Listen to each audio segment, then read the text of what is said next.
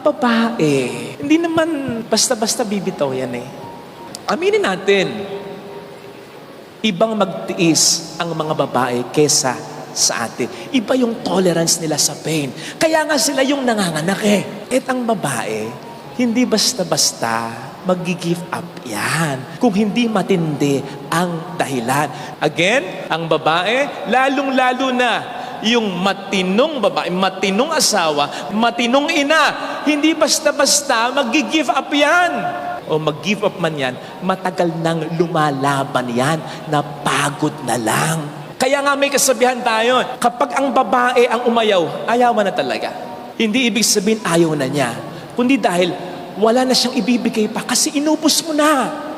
Ang pagmamahal mapagpasensya. So pag inubos mo yung pasensya, inubos mo na rin yung pagmamahal niya. Ando ng karupukan, hindi mawawala.